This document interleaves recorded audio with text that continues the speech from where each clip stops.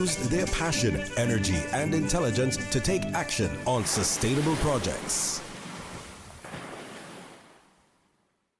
Talk Today is brought to you by Subway, open 24 hours in Countryside, Anderson Square in Georgetown, and Centennial Towers in West Bay. And by the Ministry of District Administration. Explore your history, explore your land, explore your sister islands. And Cayman Airways. Call them on 949-2311 to book your nonstop flights to Los Angeles and Panama. And Doctors Hospital. Peace of mind is important when life happens. Doctors Hospital, always there for you. Call 949-6066.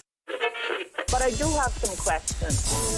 There are more questions than answers. Cayman Islands' foremost listeners participation program. Talk Today. What's on your mind, Cayman? If you're ready to talk, we are ready to listen. Discussing current events and local news, community spotlights, hot topics, listener stories, cultural and historical discussions, environmental issues, fun and lighthearted topics, guest interviews. Cayman, basically anything you want to talk about, we are ready to listen. Here's your guest host, Charles Glidden.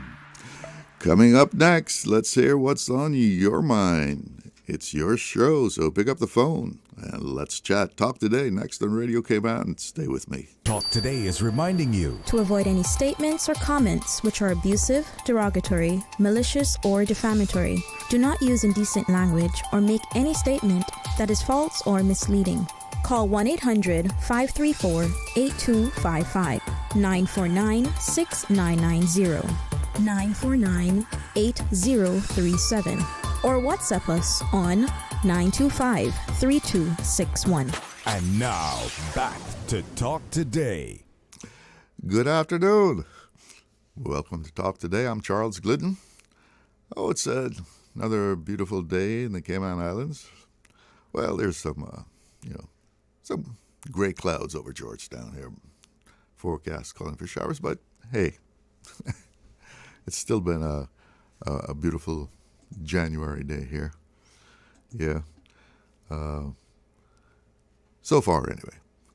I guess maybe when I leave the station here and step out, I might step out into the rain. But so far, a nice January day. And I hope your day is turning into be a good one. You know, just keep on moving. Keep on looking up. Well, it's an open format show again today. If you have something to talk about, pick up the phone and give me a call. We're getting settled into 2026 here. I wonder what the year ahead holds for us, What do you think the coming months will hold for us?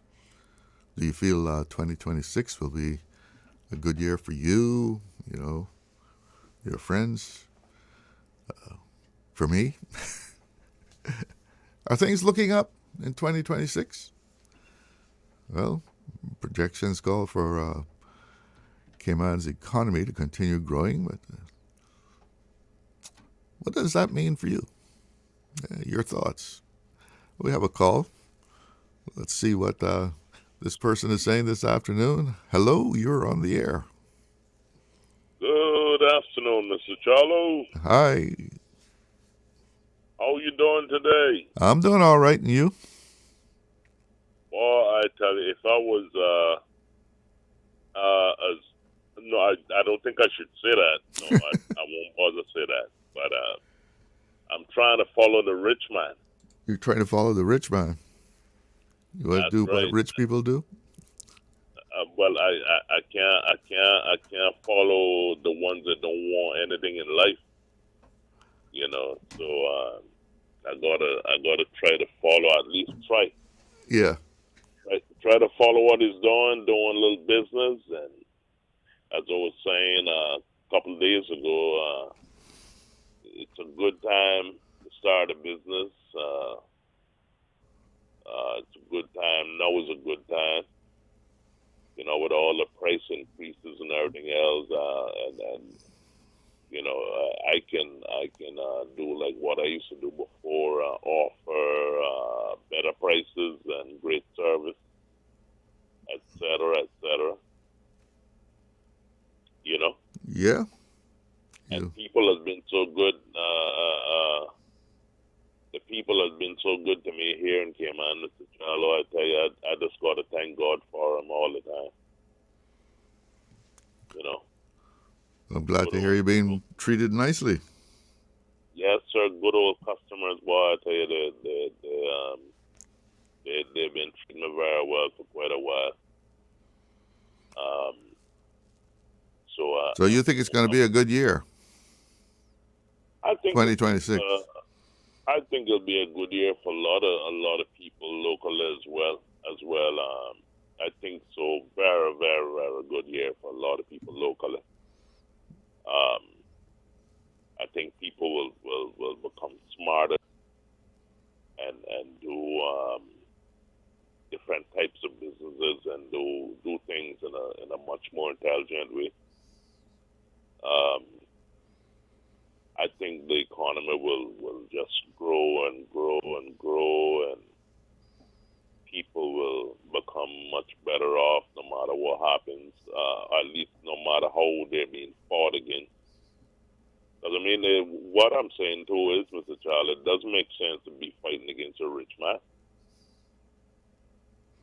You know what I mean? He's doing so much for us. You know, it don't make sense to have a bad mind and bad-minded against people. You got to try to do something for yourself. I mean, we're getting old. Sometimes you got to talk to people hard, too.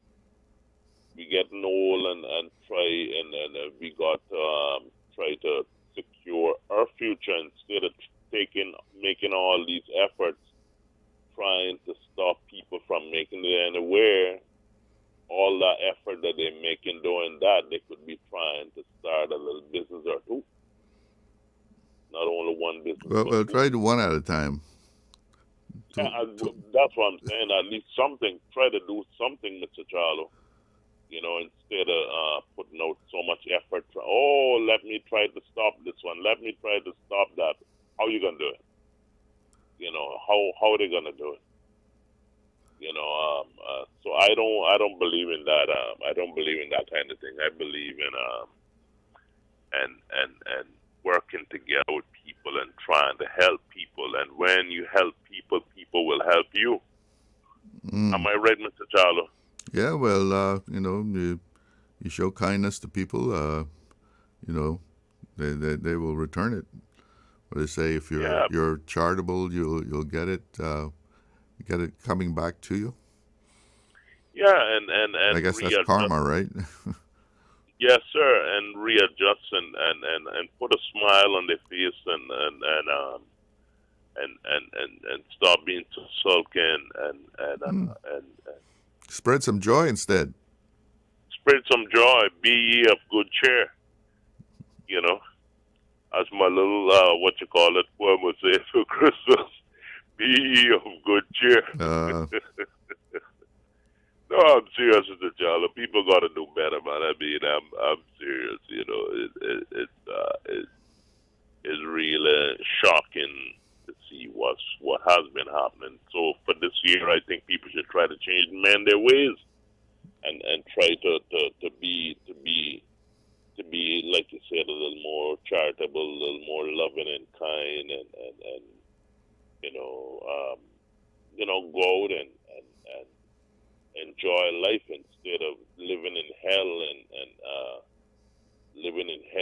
misery and I got to stop this person. I got to stop this person. Just do what you can to make yourself happy instead of living in hell. You know, try to have a little heavenly experience sometime. You know, some good experiences. So that's what I'm partly saying today too, Mr. Charlo, about the business.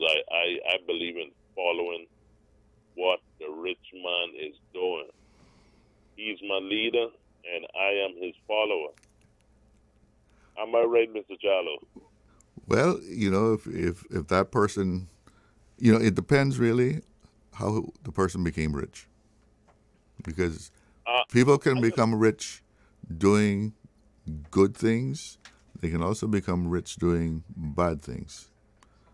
Well, I'm focusing on the good things. You know, I wouldn't what you call it, think about the bad things, because I don't have any evidence of him doing anything bad anyhow. But I see, you know, people doing good business and making it and surviving. I don't even know of, I don't see anybody doing anything like any illegal things anyhow. So I don't know about that part, but I know if I'm doing good things, you know, so I gotta follow them and try to see if I can make $2. You know? I didn't say 10, you know, Mr. Charles. I heard you $2. Yes. So that's my focus, and you know, sometimes, Mr. Charles, people can steal all they want to steal from you, but you know, you get it back somehow, you know. All right. Well, thank you for your thoughts. Yes, sir. You have a good afternoon. Okay, you too, sir. All right. Take care. We're going to take a break. We'll be coming right back and take the phone call that's on there. Stay with me.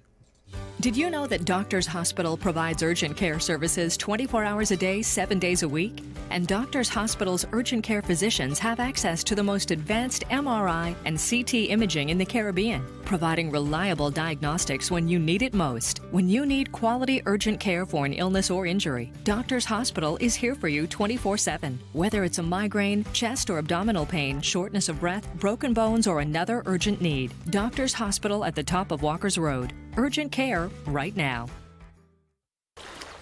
Wouldn't it have been grand if you had purchased land 30 years ago? It may not be 2020, but a perfect vision has never been more clear. Kim and Brack and Little Cayman, poised for growth with an eye on the future. Your land, your history, your future.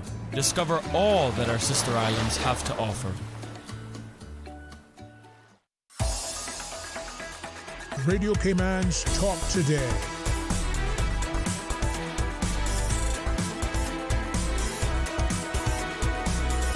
What is on your mind, Cayman? Welcome back to Talk Today, and we do have a caller on the line, so let's check in with them. Good afternoon. You're on the air. Good afternoon, sir. Good afternoon. How are you doing? Could be a lot better, but I'm thankful. Well, we always got to be thankful. Pardon? I said we always have to be thankful. Definitely. Yeah. You know, yesterday I was to tell you this, that I didn't get the opportunity to. You know, yesterday morning, when I came out to go to work, and I don't know why I really linger a little bit more than normal yesterday morning. So when I went outside, you know, the evil legs come on, and I put a porch light on my. I normally don't go to the second door. I just put everything through one door. And it's when I'm coming back from the door that I normally don't put stuff through. My passenger side, I put everything through the driving side, and I put it over into the next seat, right? Mm-hmm. So when I'm coming back, walking around the car, now this person is coming walking from around a truck that is parked on the road and went into the neighbor's yard, and he was all masked up. What? And had some sort of on. I don't know if it was glasses or shades or what, and had a hoodie on his head. And he walked. Now my legs are on, all right, and he walked right in the street lights on. He walked right into the neighbor's yard next to me, which is pretty dark once you go further back into the yard where the cars are parked. And I'm like, what am I seeing? Seeing double? And I'm like, would the neighbor go walking this time of morning with all those things on? He had a long pants and a long sleeve. He was, you couldn't picture nothing of his body. Mm-hmm. Slim. And I managed to get into my car and sometimes my car lights comes on automatically, but that yesterday morning didn't come on, period. And I don't think the individual saw me. Anyhow, so I'm in my car now, calling my neighbors, and then he goes into another yard across from me. And he was in there for a few minutes, around the back, and then he came back around the front. And I'm like, what is there? Talk about somebody scared of chicken. I had my car running. I guess the car was running too smooth. I guess they did not even know it was running, but no lights didn't came on. You understand? So Yeah. it's like he didn't see me. I don't know. You're probably good that he didn't see you. Maybe. Well, tell me about it. He put me in a frantic that morning, yesterday morning, and it was pretty scary. And I called the other neighbor, and he said he was on his way home. And I said, well, someone is went around the side of your house, and then they found out there around the front. So he said he turned into Moonbeam, but he didn't see anyone walk in, or discard or anything. So the individual, they must have went up in the back of Frank Hall Homes, you know what I mean? Then he must have went up in the back, and instead of going up forward, because he went up forward, and my neighbor would have seen him, because he was coming in then when he was leaving his yard good. This guy was walking in the neighbor yard. I've been on this block now for almost 20 years, and I've never seen that before. And you didn't call the police? Yeah, I just opened my they always leave my bathroom windows open, and I don't put an alarm on during the daytime because I had a lot of problems with a neighbor donkey years ago, but poor thing passed on, young guy. So I stopped using an alarm at night, just use it in the daytime. I leave the windows open, but I asked my neighbor if he would stay outside until I go back inside to close the window and put the alarm on. So I'm going down to work now, running like 5 minutes late. And I called myself late, but I wasn't late. And then I called the police and told the police what taking place on the street. After I bleed that thing to that officer, you know what he tell me? Hold on, let him put me out to someone else to give them a statement. I said, officer, what did you say? I just talked to you. I got to repeat myself to someone else. I said, listen to me. All this time, you talking, y'all should be dispatching somebody into the Newlands area. I said, I have to go to work. And I said, you got to ask me the house numbers. I said, I don't know my neighbor's house numbers. I can tell you what yard was in, but I can't tell you the house numbers. I don't even know if they came into the neighborhood, tell you the honest God true. But it's been a frantic ever since yesterday morning for me to go to my door. Some morning I leave here 5:30. Some morning I leave here 5:45. Sometime I leave here 6 o'clock. Yesterday morning, why I linger around, I don't even know. But, that is what, and it's not really a joke, and it's not something to play with. We got to be more vigilant, and we got to be more careful, because just when we think that someone is not out there, someone may be out there, Yeah, well, you have these things where guys walk through neighborhoods, kind of scoping out the scene.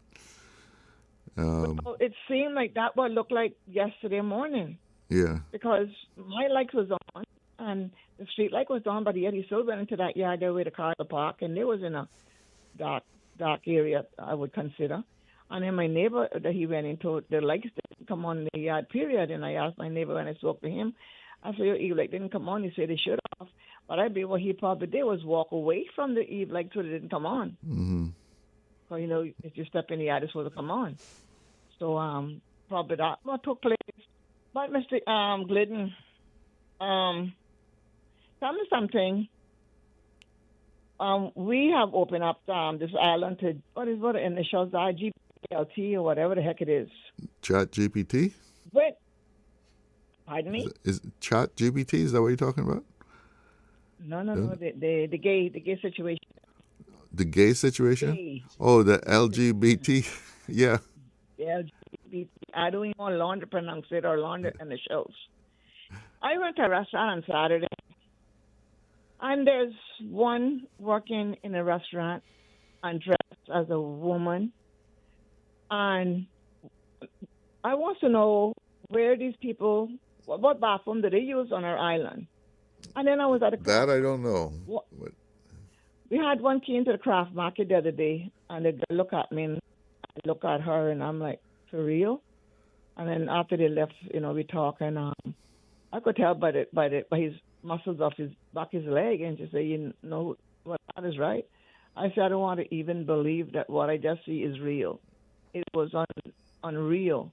I know we had gays and came on from day one, but it was very discreet, shallow, and you know that.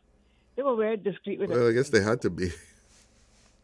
Yeah, but even some are gays that locally right now not as open as somebody that come on the plane and have the work permit to work in our island. Well, I was seeing some Caymanian, the young Caymanians that they're flaunting it. It's especially since the change of the law and all. I guess I don't go too far, so I wouldn't see. Today there were 6 cruise ships in town, and I think because of the weather, some has canceled out and one went up to spots. Oh. And people is here fighting for a pier to be built. It seems like it's down Georgetown. Now, when there's a little bit of rough weather's going on, no boat can go to the Royal. No tenders can't come into the Royal. Mm-hmm. But today they could use the dock section where the cargo is. They could use that side, and they cannot use the Royal, not just today, but anywhere that come down. Don't care how minor it is, you can't use Royal. Mm-hmm. But then again, down by the cargo today now, there's I think there's a boat up there, and they say that the grounds are so nasty and mucky that all they're doing is messing up your inside your van.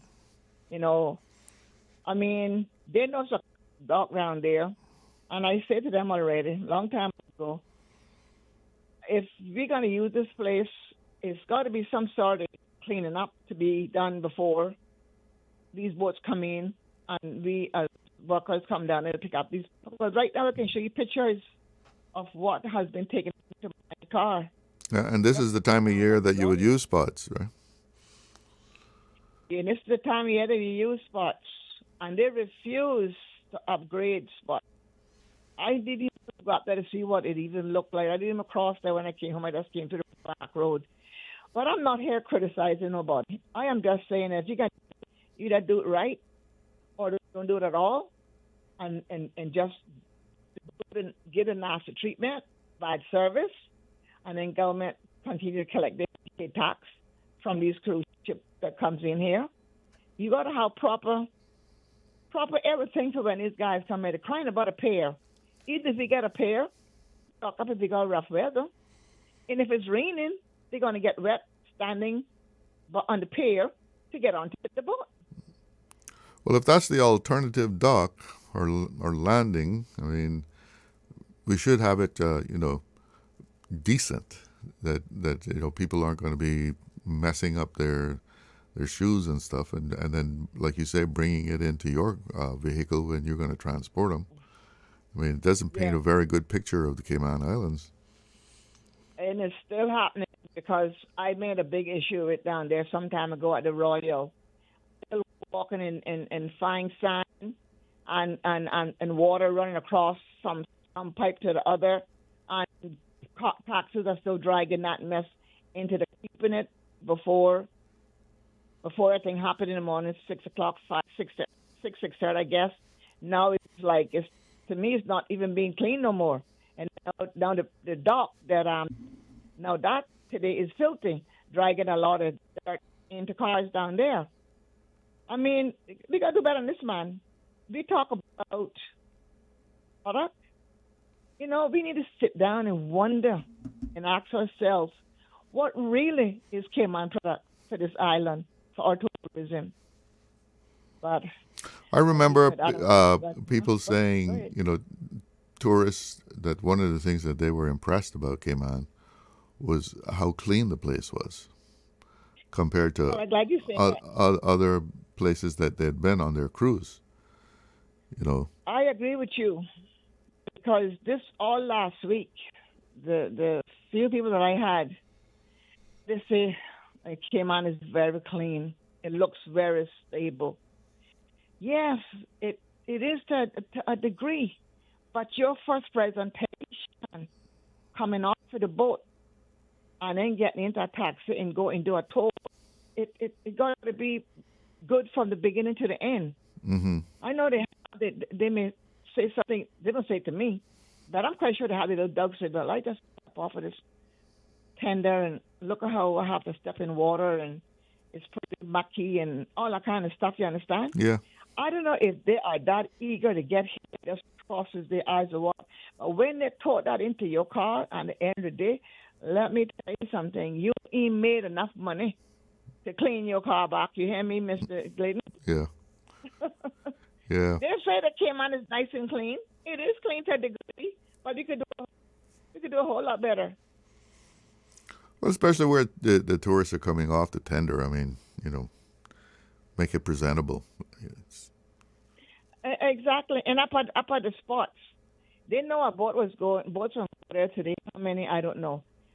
And one is up there, and I don't even know what they do overnight to enhance spots. Not one earthly thing. Mr. Glidden, when you're up there walking, you're walking on 3 stops. You got to be careful. You can barely push a wheelchair up there or walk comfortable with a key, especially a senior that is struggling to get up to the higher level.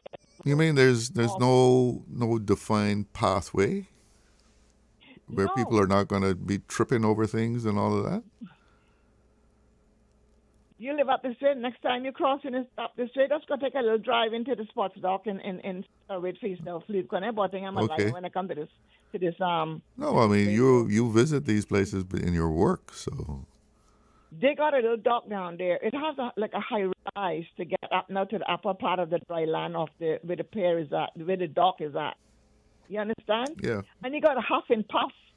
Those days I got a huff and puff to get up to the upper level to come out of the gates to get the taxis or whatever, or just to stand around or whatever the case may be. But you were saying they have to walk amongst like tree stumps and all that? There's trees are there on the ground, and the stumps are there up out of the ground. And I think between some of the trees, they got some of those partial tables, like 2 or 3 strips of wood in between them, and the thing has like a little seat the last time I went. I've been in a little while, but I crossed there, enhancement there whatsoever. I came to the radio station, talked about it just a couple of months, stating that this time of year the weather would be, last month before, I say, this time of year the weather will start changing and the boats will be going up to spots. I ain't seen nothing. If it was done, they did a hell of a job last night and cover up all them tree roots and everything they could put. They don't even have stalls up there. Everybody got to drag the table up there with a tent. It looks so niggerish. It looks unprofessional. Look at our craft. Watch the adjectives now. But I would have thought for, we're the Cayman Islands, right? The star of the Caribbean. They would have had some pavers or something, for people to walk on, so that they could walk on something level and they're not going to fall. No, you can't use no pavers up there right at the ground. It has a high rise and a low rise.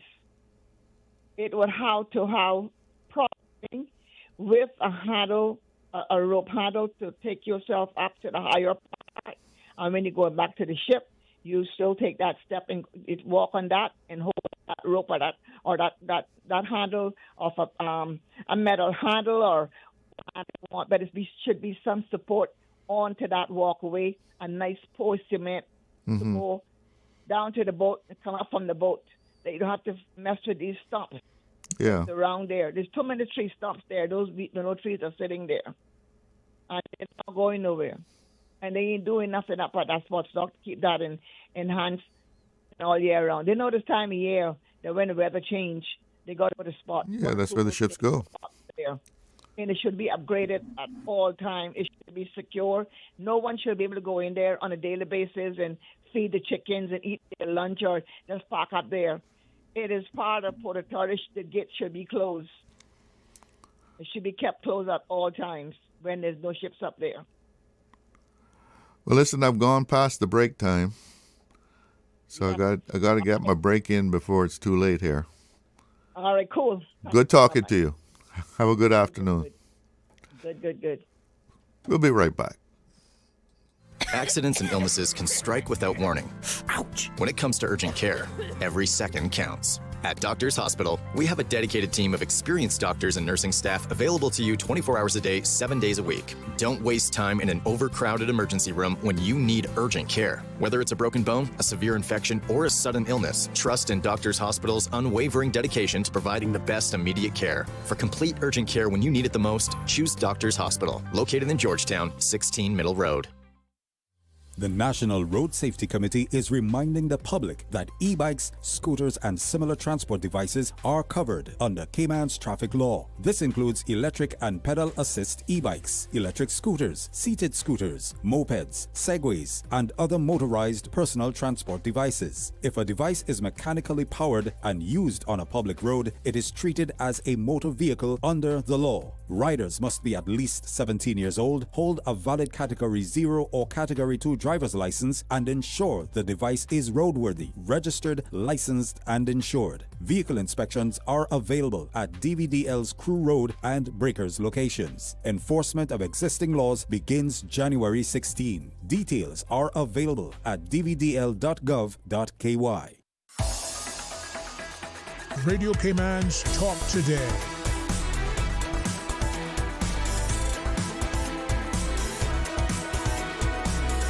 What is on your mind, Cayman?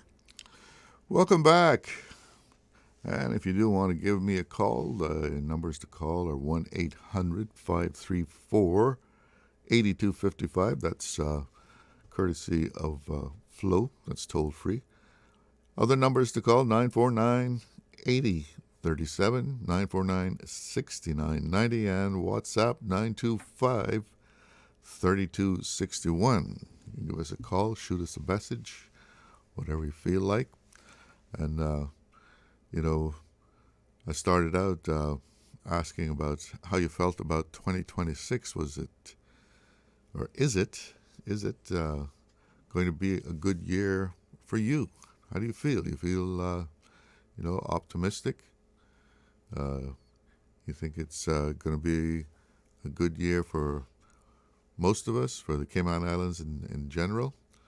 And, we touched on tourism there. That caller was talking about conditions at spots and the cruise industry. And tourism is one of our bright spots. We have some promising prospects in our economy, looking down on the horizon there and into 2026. The outlook for tourism is bright. More airlines are flying into Cayman. Airlines are adding flights.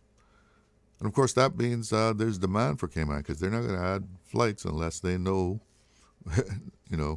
there's a very good chance of, them filling those airplanes up, or at least a decent load factor, unless they have, some indicators that Cayman is an in-demand destination for those looking to take a vacation.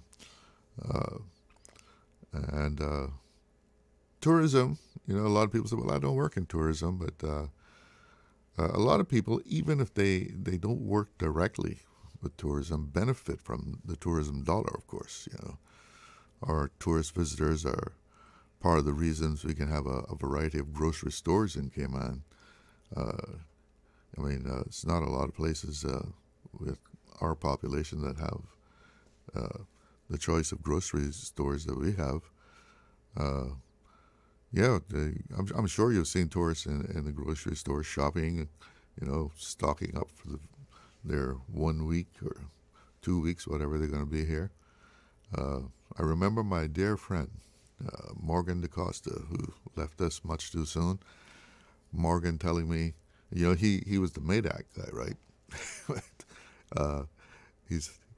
Morgan told me, he said, man, tourists eat a lot of chips. So tourists eat the chips that MEDAC distributes to the stores, and that means then MEDAC can hire Caymanians who may never come in contact with the tourists, but it's the tourist dollar that makes it possible for that Caymanian to have a job at MEDAC, right? And that's, the multiple effect of tourism. And we were talking about cruise there. What was it? I think she said it was 6 ships in today. And Paul, when he was given the report, was saying it was 6, but apparently 2 have gone up to spots. Or 1 in spots. 2 in Georgetown. So even the much maligned cruise ship sector is showing signs of life again. Projections are calling for a robust comeback in the cruise sector, going straight into 2027. So things are bright there, and people sometimes kind of bash cruisers. They're saying they don't spend enough money to make it worthwhile, that they just clutter up the place because there's so many of them coming off the ships all at once. And but people, make a living, if not wholly, certainly in part, from those people coming ashore, and certainly it helps with government revenue, right? Our financial industry remains strong, and of course, the financial industry is at the very heart of Cayman's economy, the number one source of revenue for government, which directly affects quality of life in Cayman. If we see the financial industry shrink significantly, I think we will all feel it, whether we work in that industry or not. And then you talk about the ripple effect, the domino effect. The financial industry is there holding a Cayman economy at a very high level. And we don't want to see that make any significant kind of reductions, because it would be bad news. And real estate and development continues to grow. So the country is projected to continue growing. What does that mean for you? Do you feel you will benefit? We have a caller on the line. Good afternoon. You're on the air. Hello, are you there? Yeah, good afternoon, Charlo. Hey, how are you doing? Okay, and you? I'm doing okay, man. Okay. Concerning the referendum that they had election time, Uh-huh. the cruise ships and the marijuana and the gambling. Yeah, the way with Is the government planning on doing anything concerning the votes? Well, I haven't heard anything definitive. As far as I know, that is it with the law reform committee? I think that's where I heard that it was being looked at. But I can't tell you of any kind of progress on it. I haven't heard any kind of developments as far as those things are concerned. I mean, people said no, they don't want to appear. National lottery, yes. Decriminalization of ganja, yes. But I haven't heard any further developments.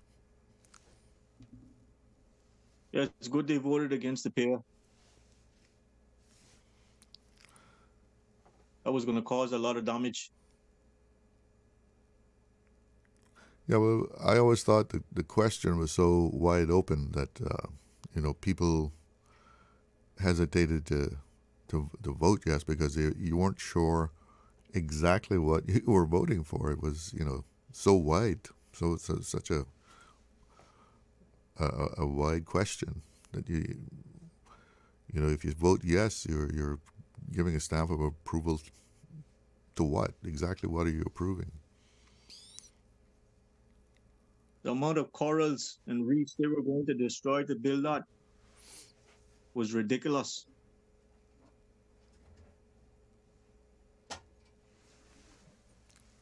And Kenneth Bryan, when Moses cut Colonel, and the PPM wanted to build it, he was fighting against it. And then all of a sudden now, he wants the pair built. If Kenneth Bryan had stayed independent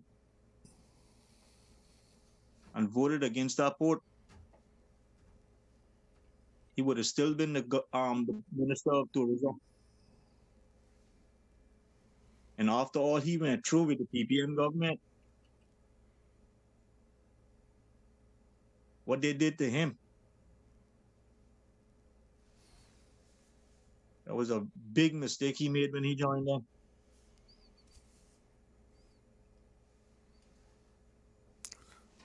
Well, he made the choice. But listen, it is news time, so I got to break in on you. But thanks for the call. It's 1 o'clock here at Radio Cayman, and that is news time. Let's see what's making headlines. Since 1976. Covering Grand Cayman, Little Cayman, Cayman Brac. One small step for man, one giant leap for mankind. Radio Cayman in the Cayman Islands. From Radio Cayman's newsroom, this is Headlines. Local, regional, international news. The Headline News is brought to you by Kirk Market and Health Services Authority.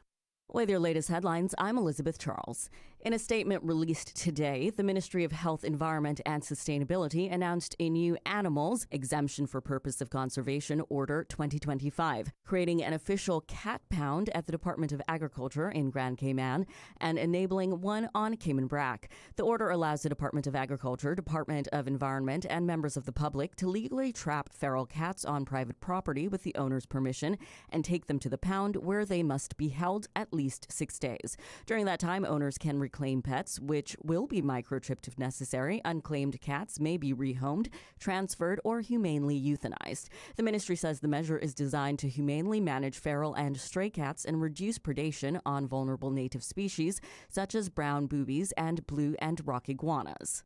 In other news, according to a new study in the journal Science, a handful of gifted dogs can build toy vocabularies, much like 18-month-old toddlers, learning new names not just from training, but by overhearing their owners talk. The authors say this rare skill is not human-style language, but shows how closely some dogs track human attention and speech when learning labels for objects. U.S. President Donald Trump is urging anti-government protesters in Iran to keep protesting, declaring in all caps on social media that help is on its way. His national security team is meeting at the White House today to discuss possible intervention options after weeks of deadly crackdowns. An ongoing internet blackout is making it difficult to verify the full scale of the violence, but families and witnesses describe horrific scenes, and at least one detained protester is reportedly facing imminent execution. Those are the latest headlines. I'm Elizabeth Charles. Radio Cayman. More news available at www.radiocayman.gov.ky. Check out our social media pages: Facebook, YouTube, X, formerly Twitter, Radio Cayman Headline News.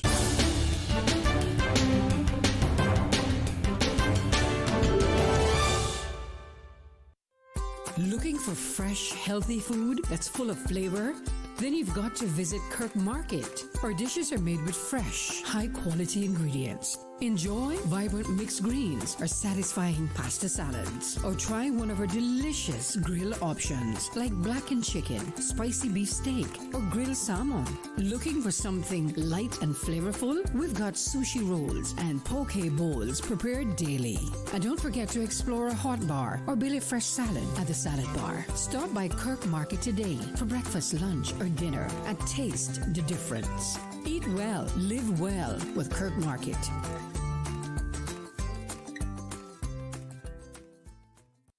At HSA, we strive to provide the highest standard of care with compassion, integrity, and dedication. And so we say thank you, Cayman, for continuing to make us the most awarded organization on island by voting us the best of Cayman Islands in 9 medical categories. Your support reminds us why we do what we do, to serve the Cayman community with kindness and excellence. To find out more about our award-winning services, visit hsa.ky. At HSA, we are committed to caring for you.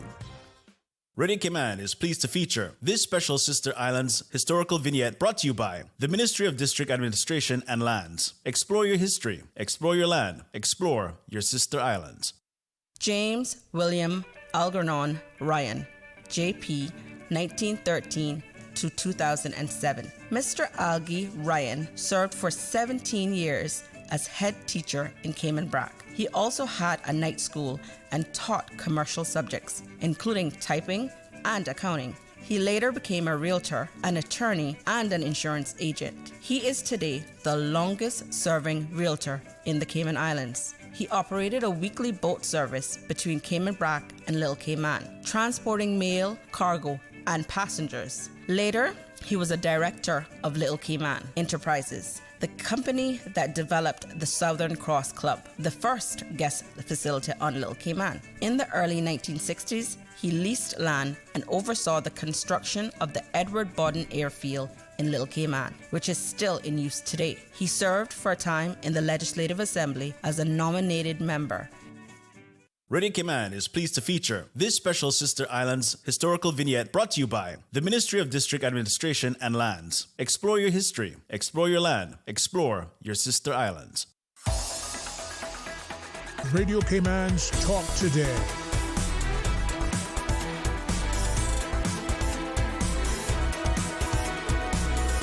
What is on your mind, Cayman?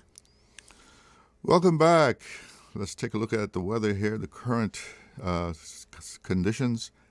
80 degrees here in Georgetown, and we've been having a little rain too. The wind out of the east-northeast, winds at almost 9 knots, might as well call it 9 knots out of the east-northeast. And the forecast is calling for showers through the afternoon and right into the night. Winds are forecast to be east to northeast at 10 to 15 knots, and seas running 2 to 4 feet. And that's how the weather is looking here. So I was, asking about how you felt about your outlook as far as the economy is concerned. What does it mean for you? What do you think 2026 holds for us? The Cayman economy will continue to grow, even if not as heated as what it has been, but still expanding. And,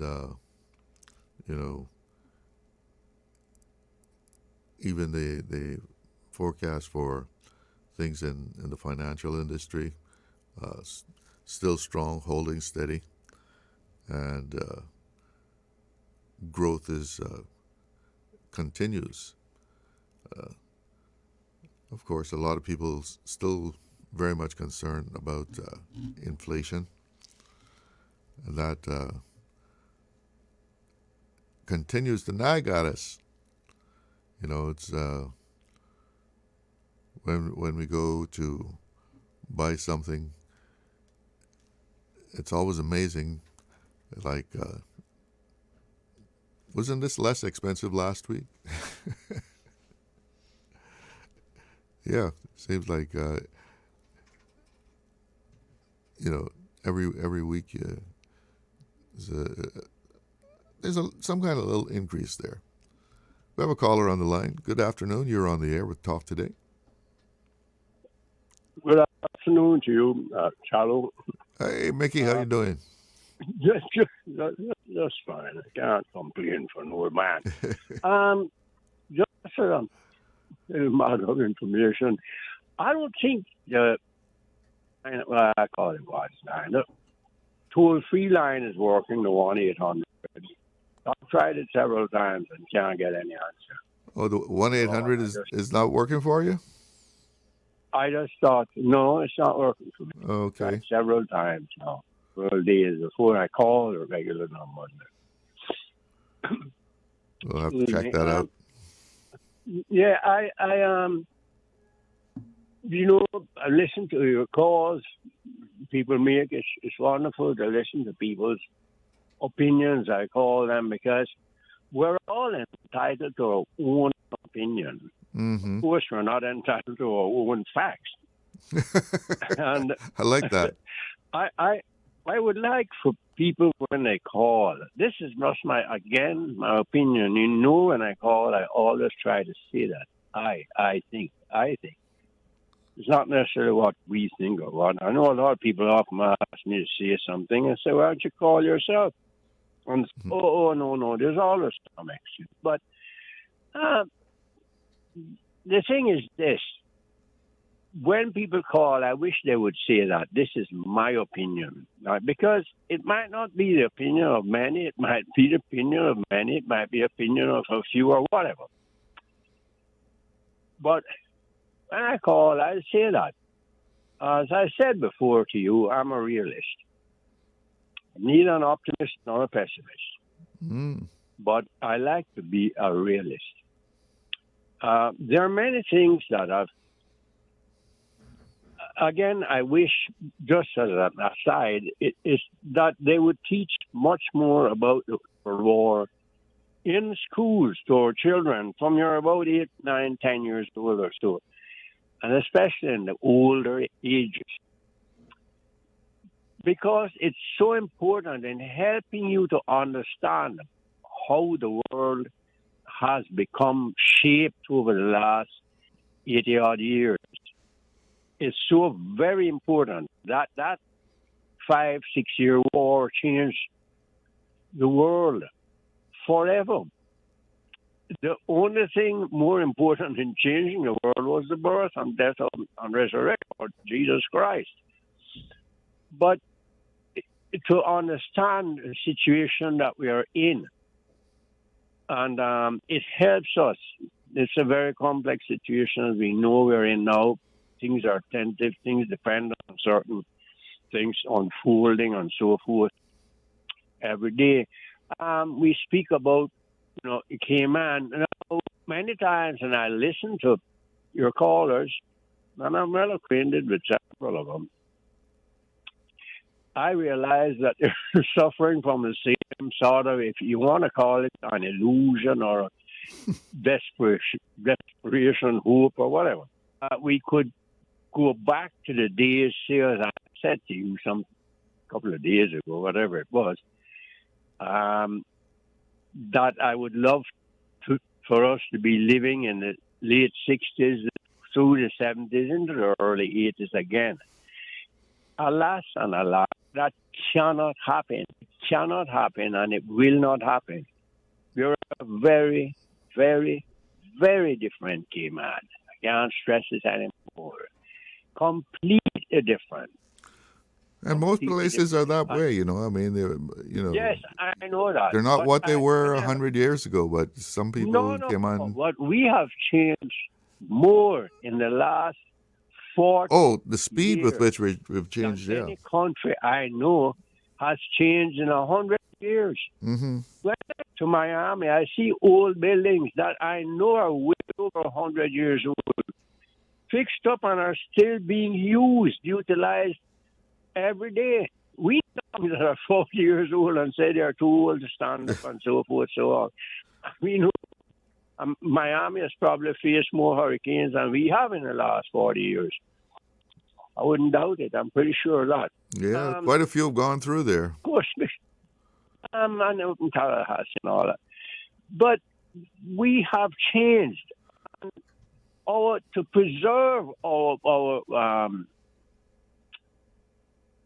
history or heritage and so on is very, very difficult in this day and age with so many people living here. Our population has grown tremendously, and it's not an indigenous population growth. It is foreign and so forth. So it's hard to. These things have changed forever. Our culture we keep talking about, that to preserve it, it's going to take drastic measures. I already said my thoughts on that, gave my opinion. Others have agreed with me, but they're afraid to say so. And some have said it openly as well. But my thoughts are to create, as I said before, little land, not strips, but areas of land in each district that would be owned and occupied by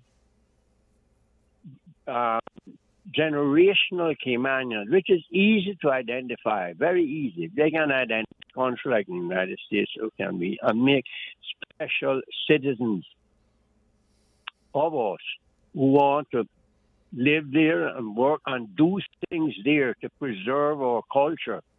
As I said before, something akin to what the U.S. government has done way over the last 100 years with the Red Indians, that they can dwell on reservations. There are thousands and thousands of acres each, and they can live, they used to live as close to it as possible, and enjoy special tax privileges and so forth, fishing privileges, lakes filled with the most beautiful salmon only they can catch, etc., etc.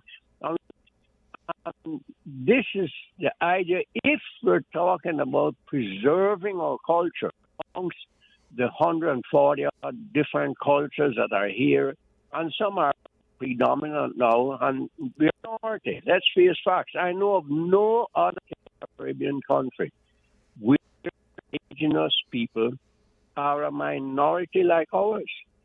But well, would you call us indigenous? I mean, generational then. Okay. Generational, because that's important.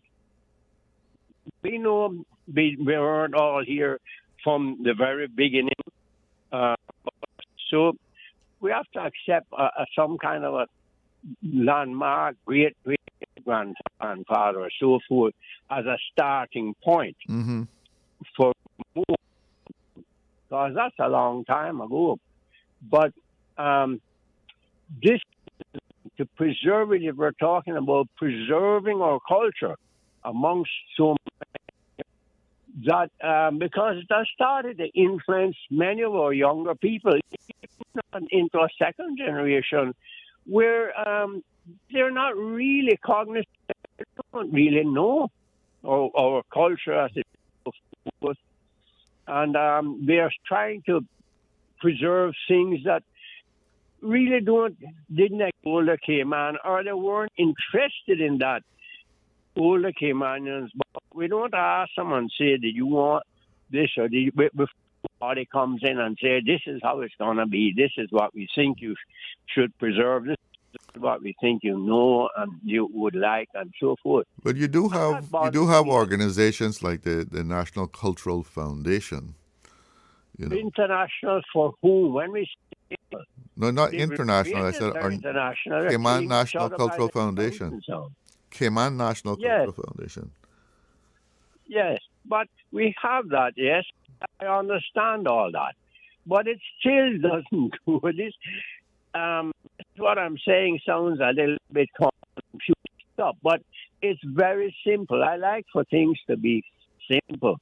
My mathematics teacher used to often say to me, Hurlston, why go about the complex way of solving a problem with a trigonometrical all over the place to solve it in advanced math it was? And said, just do it the simple way, the simple way. And he was right in things the easiest way out.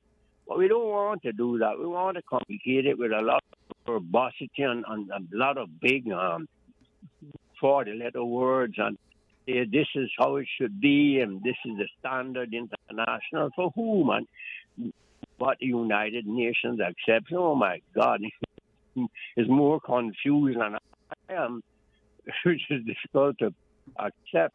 That's a confused thought. As far as I'm concerned, I agree with the president. Said that's a failure and America should get out of it. But point. All I'm trying to say is that if we try to understand as older Caymanians that we can't go back to that, and that's difficult to accept. This is what it is. Most people who come here, I fear reservation whatsoever. The most of the people who come here are not concerned about Caymanian. They may pretend to be and so forth.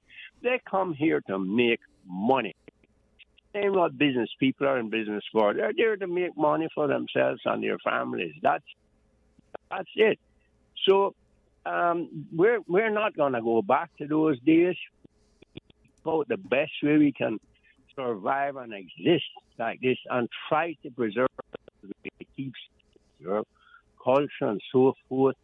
And as far as I see it, we have a great outlook for the future. Yes, there'll be money rolling in as it always does. The financial world, there are risks with it. Every day we're placed on a new list, a black list, blue list, gray list, whatever it is. And every day they're telling us we have to obey this, and we do. And once we're not an independent nation, we have to obey certain things that the United Kingdom signs themselves to and all that, whether it's good or bad, we have to. And this is a difficult thing to understand this day and age.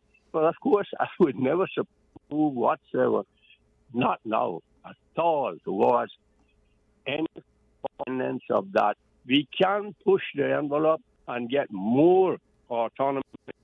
Have the courage to do so. We can do it. Bermuda did it. We can do it. But it takes courage to correct several things. Do we have the courage? Are our elected members of parliament going to show us saying yesterday to correct certain things that are wrong? We have to have that courage. And whatever people think on their opinions, certain things, it's going to take courage of our elected representatives, not by a referendum, asking the decisions for yourself. They have wonderful ideas, Mr. Brian had, and so forth. But I sort of disagreed with that referendum decision. They could have decided those three issues there. I stand by what I said. Are you talking about particularly the pair? The pair things also because I stand by what I'm going to say now. I don't think of the 12,000 people who voted against it. 2,000, even 1,000 of them work directly in the cruise ship business. I do not think so. They can get up, say for themselves if they have the courage, if they voted for it or against it or whatever. But I don't think they did, and that makes a big difference.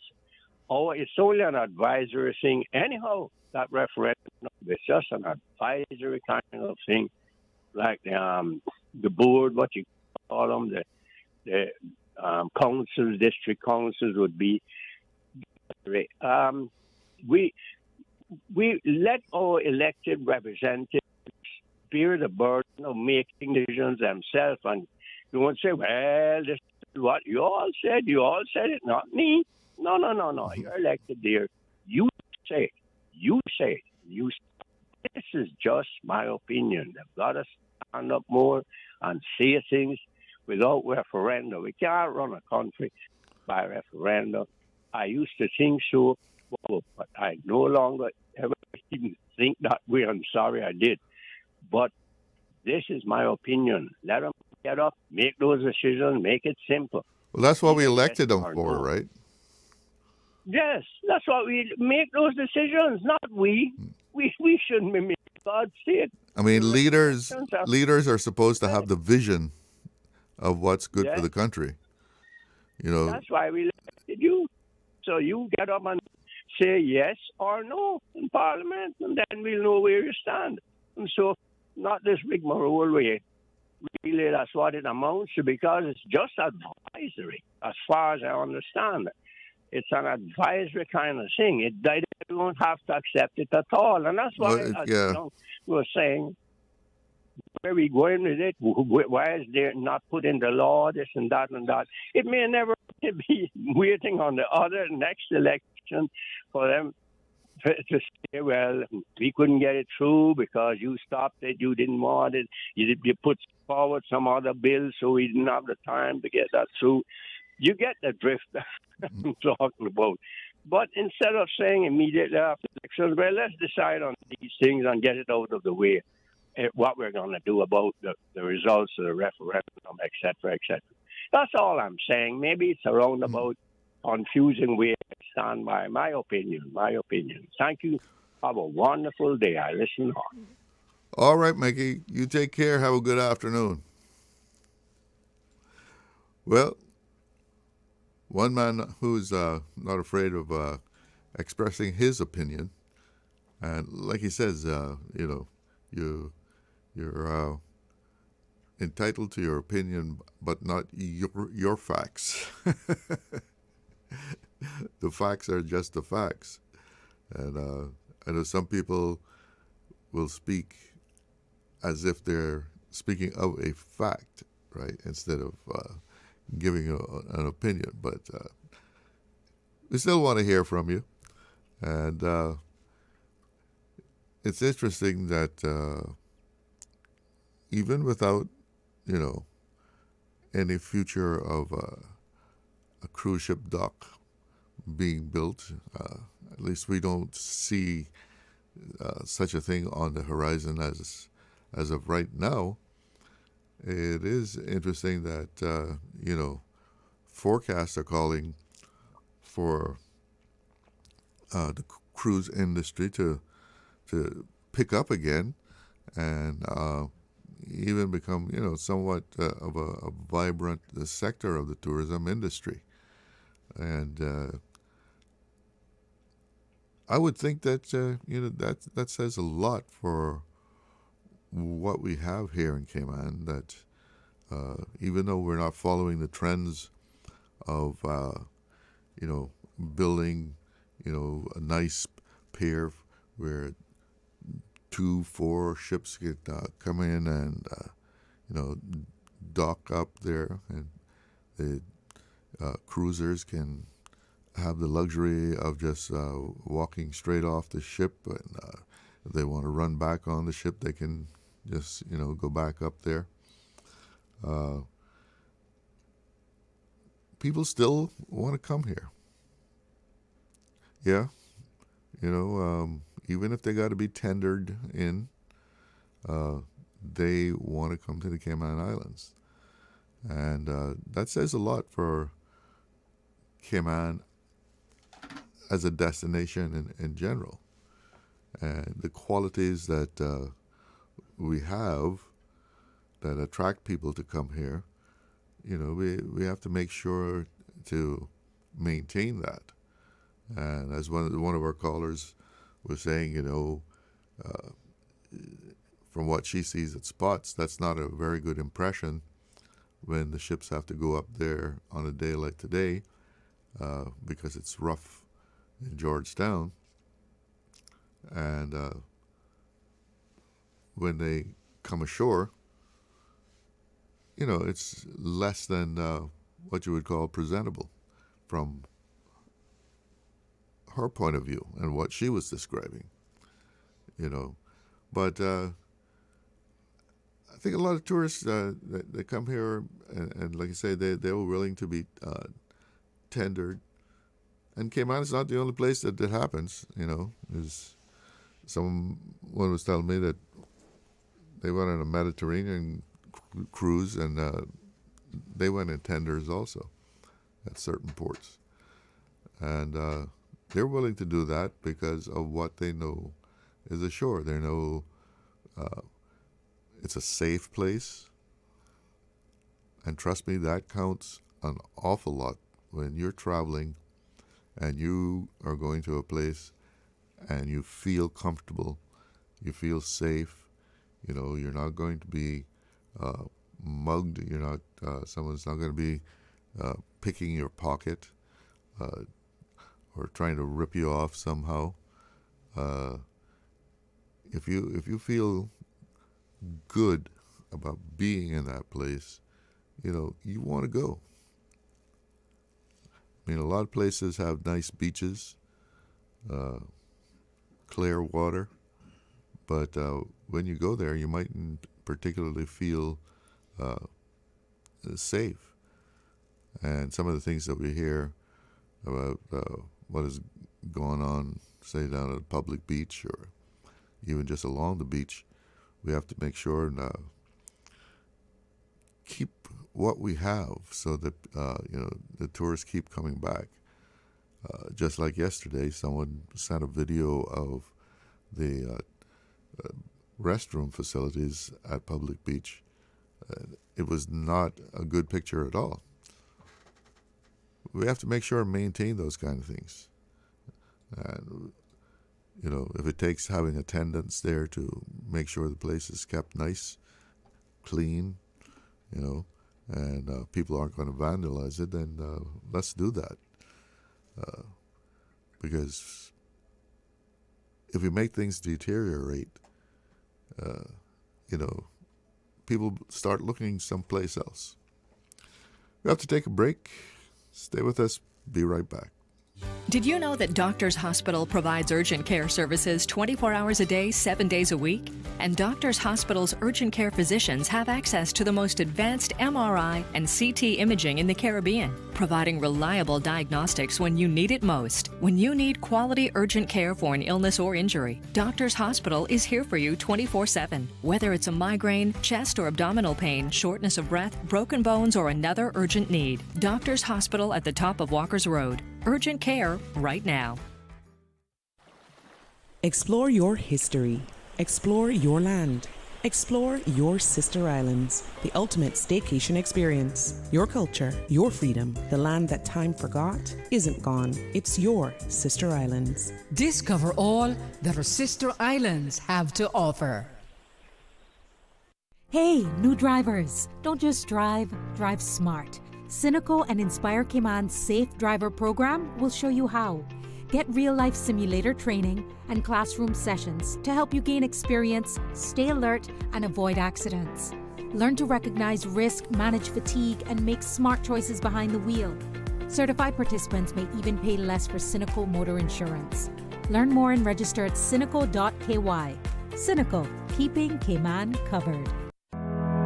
Chip in for safety for the new year. The Department of Agriculture's Animal Welfare and Control Unit is hosting a microchipping event on Saturday, January 17th, from 8 a.m. to 12 noon at the SMU Rabies Vaccination Clinic on Agricola Drive. Microchips will be available for just $10. For more information, call 947-3090 or email agriculture@gov.ky. Radio Cayman's Talk Today.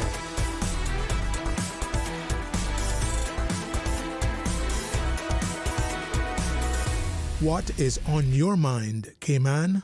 Welcome back. And we have someone on the WhatsApp line here. Good afternoon. You're on the air. Hello? Yeah, Chalo. Yeah, Chalo. Yeah. How you doing? Well, thankful. Obviously, better can be worse too, huh? I hear you. Yeah. I was just listening to the last caller there. He wealth of knowledge, and Kimana would be well served to listen, pay close attention to what he says more, because he's speaking mainly from experience. You can always tell that. Oh yeah. Yeah, but just to kind of hinge on what he was saying, one of the things that mean governments along, with the exception of Benson Ebanks at the time, one key word is missing in all our development, and that really is preservation. You know, this too much, too quick, too fast development. You know, it's hard to stop the money train, I know, but that can be all end all, because, you know, when it's all said and done, we're starting to really not resemble a Caribbean island. Mm. You been down places like Norwest Point lately? Yeah, my eyes were bugging out. Well, no, we can understand on the same wavelength, right? What I'm saying. Yeah, I was quite surprised. Yeah. Yeah, you know, and the whole model has changed here. I think it's not for the better. Meaning, you know, the design, you know, as someone who worked in tourism a long time, I got a lot of feedback from visitors, especially the ones that have returned. They're saying, like, you know, we you have lost that island charm. You know, it's like, you know, I don't know, it's a delicate balance, you know, to try to get it all right, and I guess no one will. Yeah, well, look at Rum Point. So everything in place has a certain carrying capacity. Yeah. You know what I'm saying? And if you look at Bermuda, what I said, like 21 square miles, something like that. It has about 60,000 people. Yeah, they're very similar to Cayman. Yeah, but then again, that's not a bad way, because when you get too many people, what's happening, like we have speed traffic now, that the traffic's so bad down here, is that so many people, I know it was a lot of people came here over the last 5 years, yes, thousands apparently, but the traffic was so bad in the eastern districts that a lot of people was looking relief, came into West Bay and compounded the problem we have down here even more. I mean, the development of the years, one road to East End, one road to West Bay, and you're putting thousands and thousands of people, they're about to got a car or two. I mean, that's not sustainable. It can cause a lot of social, you know, unrest and whatever you have not. So, like what he was saying, you know, Charlie, it gets right down to it. What the last caller was saying. Mm-hmm. You see, there's a whole adage that says, where the people, you know, the lack of vision, the people will perish.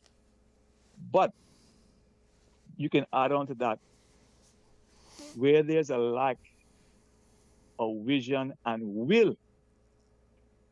That word he mentioned, courage. And I could give a prime example if you allow me the time to. Yeah, man, we got time. I get a terrible slap back here. Yeah, the feedback, I don't know if it's my end or what. Oh, really? Because you sound good right on my end. Yeah, but I got I don't know. Yeah, just getting, you know, a big delay in it. So sometimes I'm listening to myself repeat myself too much. I guess maybe it's the WhatsApp connection. I don't know. Possible. Yeah, some of the things can go wrong. Yeah. I just want to say though, with this fishing thing, which, you know, I'm a big advocate of that, right? This thing about public consultation, is this another form of getting the public's, like, the opinion matters, getting their approval? Because if it is that, we already lost, because you have more people who will probably be for what it is as it is than the few remaining people here, mainly Caymanians, there's against the kind of, raping and ravaging that has been going on for so long. That again will soon be evident of extinction in sea marine life. And a lot of Caymanians going to wish soon, probably now, that they could go down to the shoreline and catch a meal of fish. Mm-hmm. There will be none. Because if you catch off all the juvenile fish, you can't get into adulthood. By the way, you hear this thing about the laws, this cast out about feeding chickens and such a big fine for that, and this feral cats and what. Have you ever heard about anyone getting prosecuted for catching fish below 8 inches, which is supposed to be the limit before you release? No, I can't say that I've ever heard of anyone being prosecuted for that. You see what I'm saying?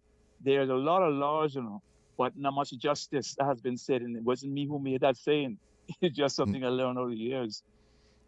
But we do have a limit on the size of fish that you can actually catch. I didn't even know we had that law.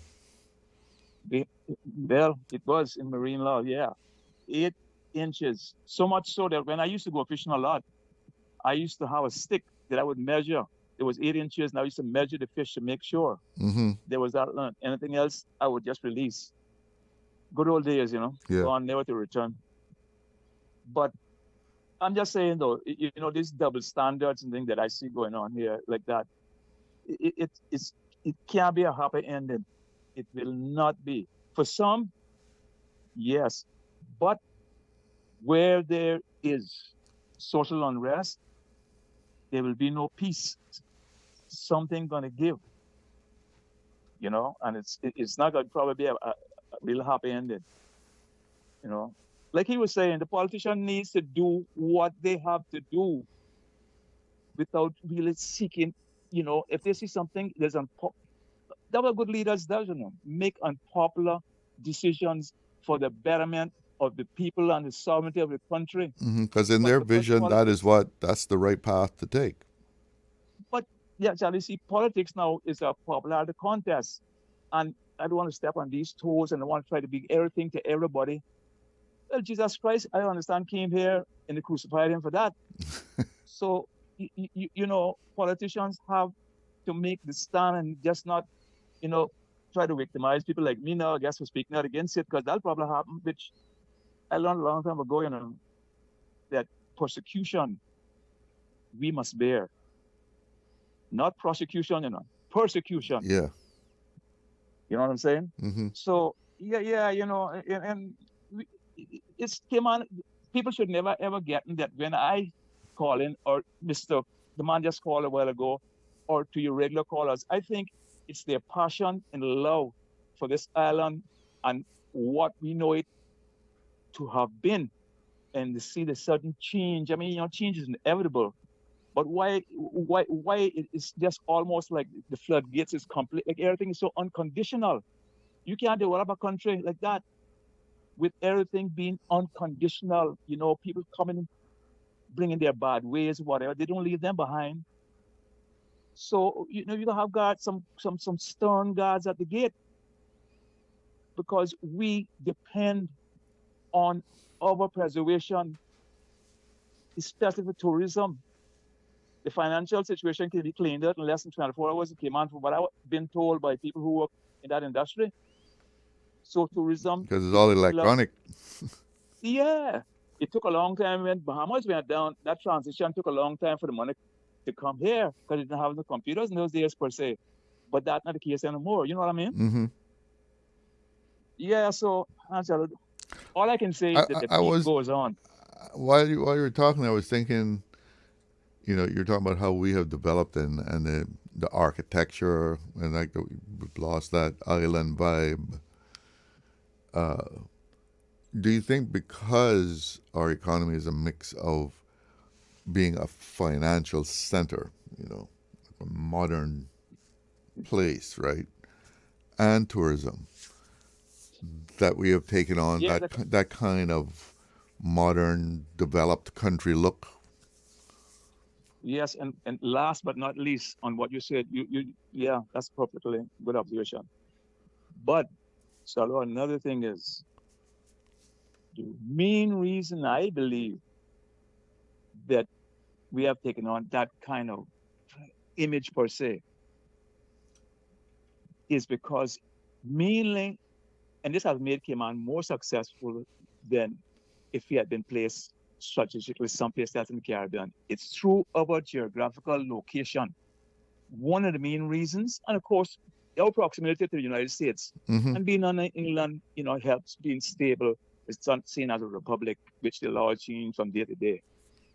A combination of those things. But if we had been somewhere else in the Eastern Caribbean, I don't think we would have had what we have today as that type of image that we seen, the model that we have just changed into. Yeah, I remember last year I had some guests on. They were from Eastern Caribbean, and I think they were all very educated women. As a matter of fact, they were all PhDs, doctors, and they were speaking at UCCA. And so I asked them what was, and I think, yeah, they were sociologists. So I said, well, what was your first impression when you came to Cayman? Because none of them had come to Cayman before. And the most common comment was how American the place looked. The buildings. I hear it all the time. Just the man-made environment. It looked so American. Yeah, I heard from a lot of guests, or Western guests, too, that they say that. And, not that it is a totally bad thing per se. No. But last but not least, our identity, what I'm saying, the whole cosmetic scene seems to have been decoration. It's hard to try to be something else and still be yourself. But we could have kept, I think, a lot of of our whole kind of island heritage, per se. In your opinion, would an investor who's coming here, would he be more or less, like offended if you told him that we want to keep a design here, like that has something, the semblance of an island, keep that vibe in it? Would I have stopped him from investing? I don't think so. I mean, I always thought that there was some kind of policy, if not a regulation, maybe just a policy in planning that architecture, the architectural design and stuff like that had to have a look that fit in to the island setting, the Cayman setting, right? However you want to do that artistically as an architect. But that it wasn't, and the idea was to prevent a concrete jungle. We didn't want to just create another concrete jungle. So that the architecture had to have a look that was in keeping with island style. However you want to define that. But that seems to disappear. I don't think that would be too much to ask. Because that's what we are. Yeah. But you're transforming quickly into something else. It could be taken for another state. The way we are. I mean, like I say, it's not at all bad. Yeah. But because we have to try to keep some type of heritage alive, and that comes through by structural design and whatever, what I'm saying? Because Cayman, people tell me all the time that they don't really recognize cultures within Caymanians per se. They can recognize if they go any place else by the food the people eat, the way they dress, the way they move, their whole mannerisms. And the not thing us. is, I mean, we've always been heavily under the influence of the U.S., Jamaica, Cuba, because we're just a small number of people. But also, remember when our guys started going to sea, and the things that they brought back, whether it was ways of doing things or it was the 45 records that they brought back, the music that they brought from the U.S., all those kind of things play in to cultural change. They went on the ships and were exposed to the whole world. makes the imagination run wild, eh? Yeah, and they came home. They had been exposed to things that the rest of us had not even seen, but they brought that with them when they came back home. Yeah. We didn't wake up one morning and become who we are. Yeah. So I can hear what you're saying. With that, for sure. And change, like you say, is inevitable. That's one thing that is constant. Yeah, and culture also is a. I always say it's a living thing. It's not something that's just. This is culture, and 100 years later, that culture is going to be exactly the same thing as what it was 100 years ago. It lives. Yeah, it develops. It changes. Yeah, but it can get beyond appearances too. True. At the same time, it's not easy to get to keep that type of sanity really, and this really, you had to say mad rush development. It's like, but all I can say is that in my travels, and I know probably you too, you have been to places that you see a lot of unfinished buildings. You know what that means, right?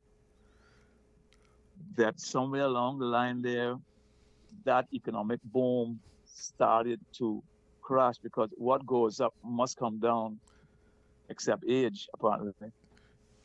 Yeah, So, well, you have the cycles, right? Yep. Boom, then bust. Boom but again. look how long, Chalo. Yeah. Look at the booms in the Caribbean. Close to 70 years ago, here they used to be the Cavalier players that big dignitaries and celebrities would go. But for umpteen years, you see people not washing clothes out in Port-au-Prince, the capital, in the potholes of the streets out there, right? Haiti was like that? So, yes, it was. Jamaica. Oh, yeah, well. I'm quite sure. Do you remember when you spend money, Jamaican money here? Oh, yeah. Yeah. Jamaican dollars.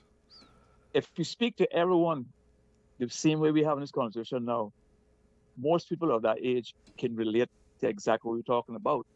But what a lot of people seem to miss out on is how long did those economic booms last? You know how long they lasted?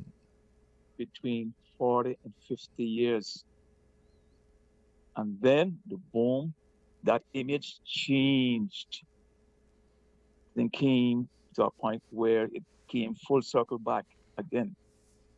So I don't want to sound like a prophet of doom here, but history have a way of repeating itself. Yeah, well, when I was speaking of the bust and boom, I was not like actual disaster, but remember what it was like. If you remember back in, say, around 2010, 2011, things had really slowed down and came on. You didn't see dump trucks on the road hauling fill or hauling, heavy equipment behind them. There was no concrete being poured. Things were kind of stopped. Cayman is probably one of the places, at least within the Caribbean region, that is so like it's enticing for an investor, because again, stable government. We under the UK, being under John Bull and all that has a lot to do with our stability. It certainly does. Proximity to the United States. you know, all of this is a perfect hunting ground for people to really develop, you know. So that's what we have going, but that can also be lost, you know, can also be lost by too much, too quick, too fast. Usually anything that happens like that, you have a happy ending, right? Well, my brother, I'm going to have to call it. Yeah, man. On that note, I got to call our conversation to an end. But the beat goes on, Chalo. Yes, the beat goes on, bro. All right, man. We catch up, all right? All right, you take care. We got to take a break. Be right back. The National Road Safety Committee is reminding the public that e-bikes, scooters, and similar transport devices are covered under Cayman's traffic law. This includes electric and pedal assist e-bikes, electric scooters, seated scooters, mopeds, segways, and other motorized personal transport devices. If a device is mechanically powered and used on a public road, it is treated as a motor vehicle under the law. Riders must be at least 17 years old, hold a valid Category 0 or Category 2 driver's license, and ensure the device is roadworthy, registered, licensed, and insured. Vehicle inspections are available at DVDL's Crew Road and Breakers locations. Enforcement of existing laws begins January 16. Details are available at dvdl.gov.ky. Freedom, Cayman Brack. Freedom, Little Cayman. Soft breezes, blue waters, no traffic. Unwind and rejuvenate your mind, body, and soul. Sister Island Staycations, a taste of freedom. Discover all that our sister islands have to offer. This February, experience the rhythm, passion, and power of live performance at the Cayman Arts Festival, February 5th to the 14th at the Harkwell Theatre. From electrifying sounds of the Jazz en Trance Big Band to the inspiring brilliance of the Youth Camerata with international guest artists, the festival celebrates music across generations. Feel the energy as Cayman's Future Phobia teams up with the Netherlands' all-female rock band, The Royals. Be moved by the soulful artistry of Jaden Hanna and end the festival with the fiery intensity of Miguel Vargas Flamenco Dance Theatre. 5 unforgettable nights, 1 extraordinary festival, February 5th to the 14th. Tickets available now. Visit CaymanArtsFestival.com or call 922-5550. Radio Cayman's Talk Today.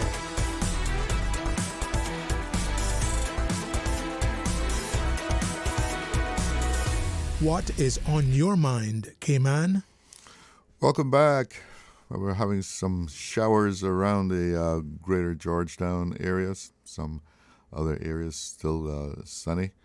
But if you're coming into town, we're having some showers on and off around here. So you keep that umbrella handy. Got a little WhatsApp message that came in a while ago. This lady says, I think it's a lady, yeah.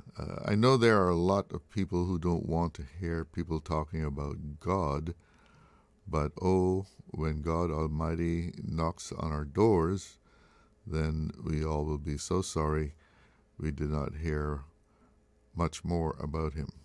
May God help us all. Well, yes, hope God keeps a hand on all of us. And talking about where we're headed down as we have entered 2026, and what Cayman will be like, and we will continue to grow.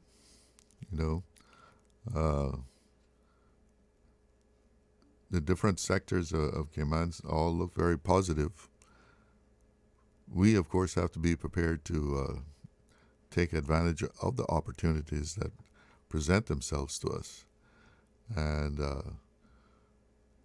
we have to make sure that our children are prepared to take the advantage of opportunities in the future.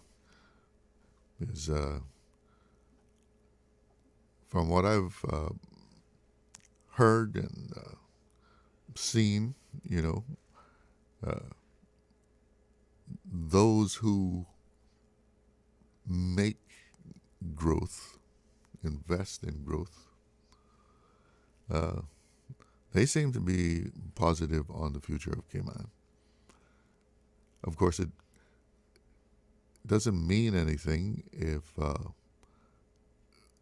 our people are not able to be a part of that future development and to be able to continue to ride the wave of positive growth in Cayman. And that's why it is so very important that we prepare young people to go into the workforce prepared. If they're not prepared, they're not going to be able to take advantage of opportunities that will present themselves. And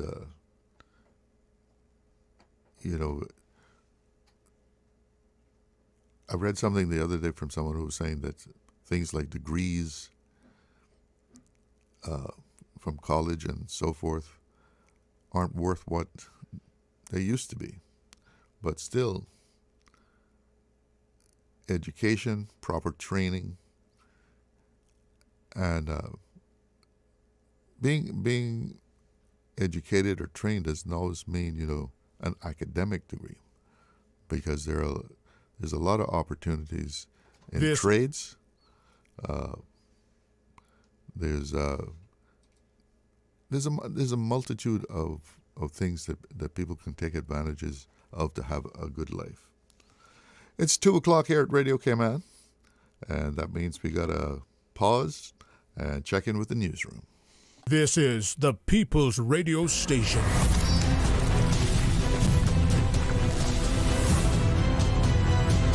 Radio Cayman in the Cayman Islands. From Radio Cayman's newsroom, this is Headlines. The Headline News is brought to you by Kirk Market. With your latest headlines, I'm Elizabeth Charles. The Royal Cayman Islands Police Service and the Cayman Islands Coast Guard are investigating the year's second water-related death after a diver died off of the West Bay dock on Saturday morning on the 10th of January. Police say a 60-year-old man from Canada experienced difficulties while resurfacing after a dive, lost consciousness on the boat, and was given CPR as he was taken back to shore before being transported to a hospital where he was later pronounced dead. The RCIPS and Coast Guard have offered condolences to his family and friends. In international news, Meta is preparing to cut around 10% of staff in its Reality Labs division, which builds virtual reality headsets and metaverse products, according to people briefed on the plans. The layoffs, expected to be announced this week, come as CEO Mark Zuckerberg shifts spending toward next-generation artificial intelligence. Controversial Dilbert comic creator Scott Adams has died of cancer at the age of 68. His ex-wife announced his death during a live stream of his podcast, Real Coffee with Scott Adams. Adams rose to fame with the Office satire strip Dilbert, launched in 1989 and syndicated in thousands of newspapers worldwide. But many outlets dropped it in 2023 after he made widely condemned remarks about Black Americans. Those are the latest headlines. I'm Elizabeth Charles. www.radiocayman.gov.ky. Check out our social media pages: Facebook, YouTube, X, formerly Twitter, Radio Cayman Headline News.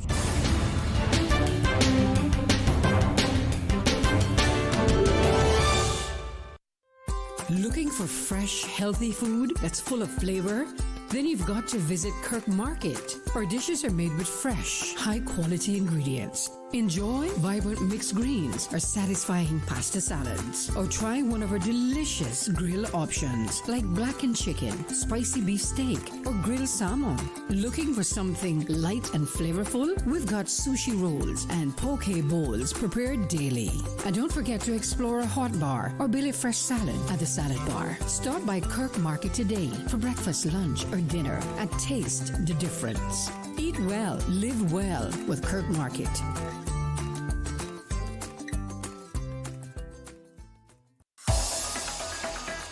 Radio Cayman's Talk Today.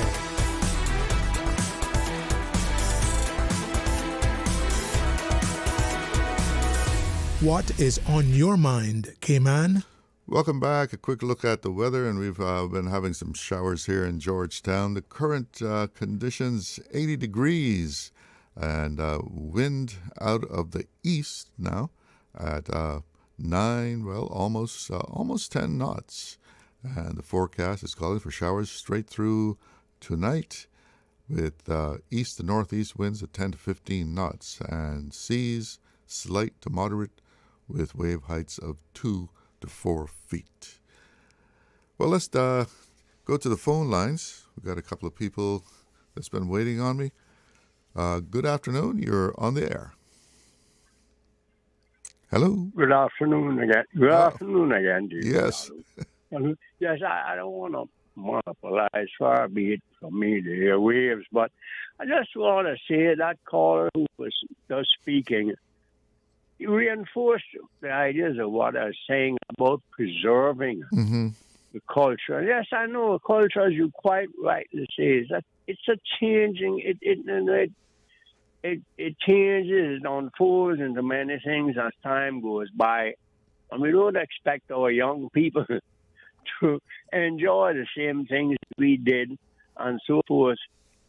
And but one thing I would caution people to do is try to not live your children or grandchildren's future for them. As we see, if we look back at our grandparents, they would never have visualized the Cayman we now live in and would have something like that at all. I wouldn't recognize it.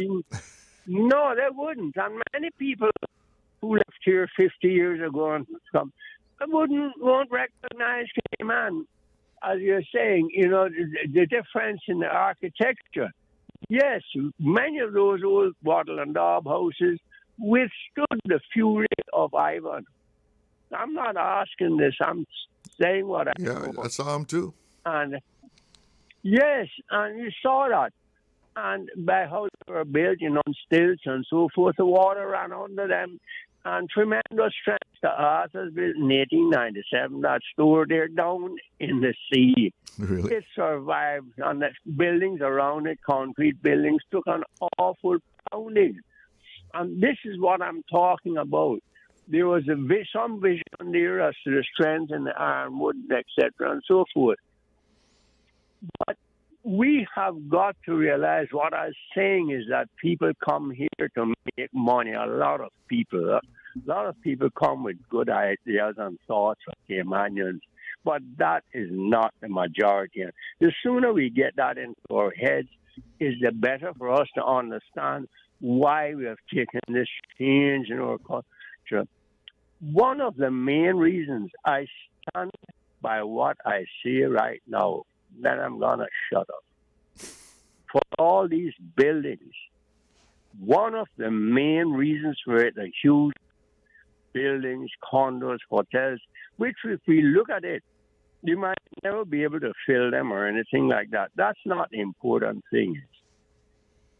The easiest way to move money through a country is a building. The easiest way to move money through a country is to build a building. Build a building.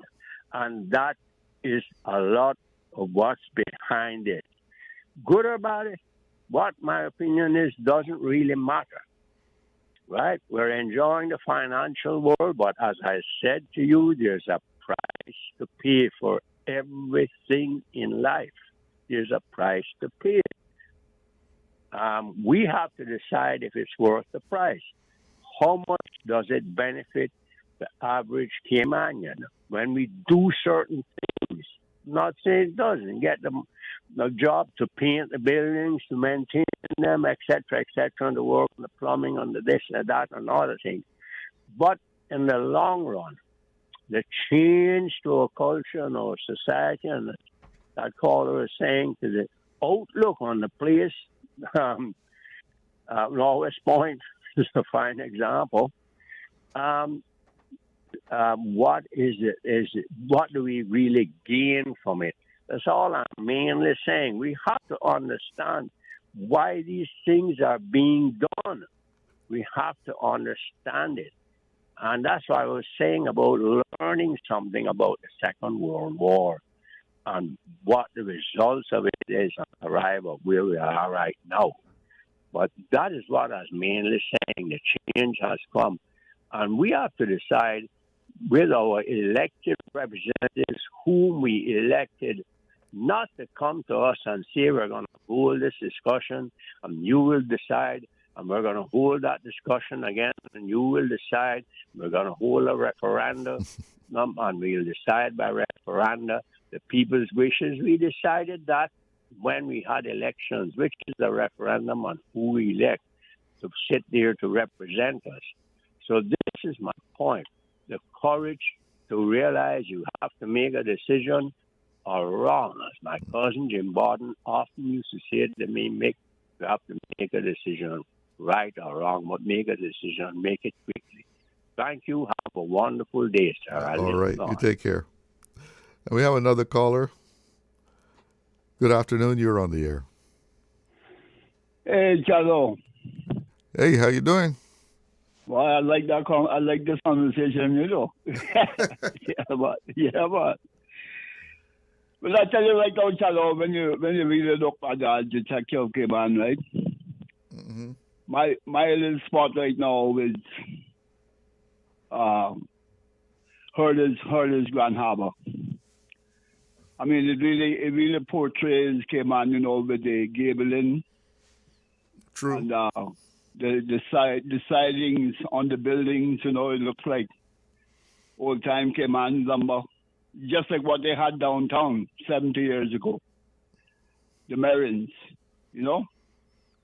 Yeah, it fits in with the scene, yeah. Yeah, man. Well, like I say, Chalo, enough times, you know, I talk about it. And influence changes minds, you know? Yeah. And I never met too many of them on them sites out there when I was out there, investors. But I had a chance to meet two of them. And they told me why they bring their money in the Cayman Islands is because of the British management of the banks. And they feel that their money is much safer with the Englishman taking care of it. Mm-hmm. And they are English court system. Yes, again. So, like I say, you know, the rest of the Caribbean mightn't look exactly American like us today, but it's on its way. It's going there, you understand? Because I remember talking to some big boys up in St. Lucia in 1999, and I mentioned, said, well, you know, how come you're not in developing the country as of now? But it's started in St. Lucia, you understand? Right on the waterfront, just like us. Mm-hmm. You find the tall buildings and things all owned by Americans and hotels and things like that. So I imagine now from 1999 to now what St. Lucia looks like. But what they said to me was, we're watching you, the Cayman Islands. They're watching us before they start a big development. You understand? So slowly, it's going there. When you look at Jamaica, Kingston and those places, boy, 1989 was my last trip in Jamaica. 1989.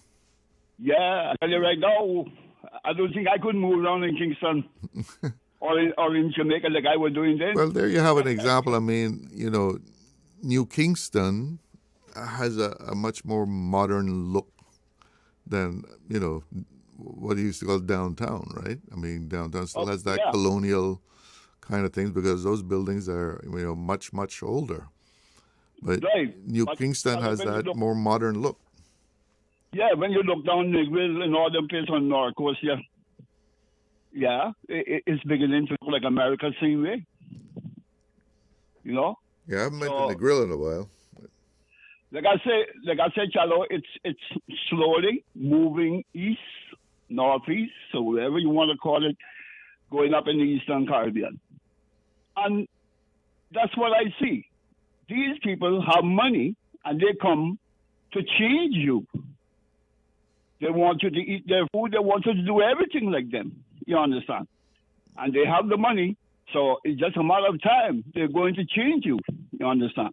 This is where you say about the influence. Yes, it changes minds, my boy. That's just the way it goes, you know. And speaking about Bahamas, yeah, Bahamas took a lick, but Bahamas come back. I don't know which one of us is on top, whether it's Cayman Islands or Bahamas, because let me tell you, they spend some money on some good things,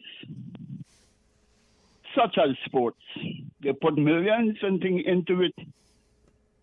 And tourism, booming in the Bahamas, same way. So they come back. You understand? Yeah. I don't know what the financial industry part of it, but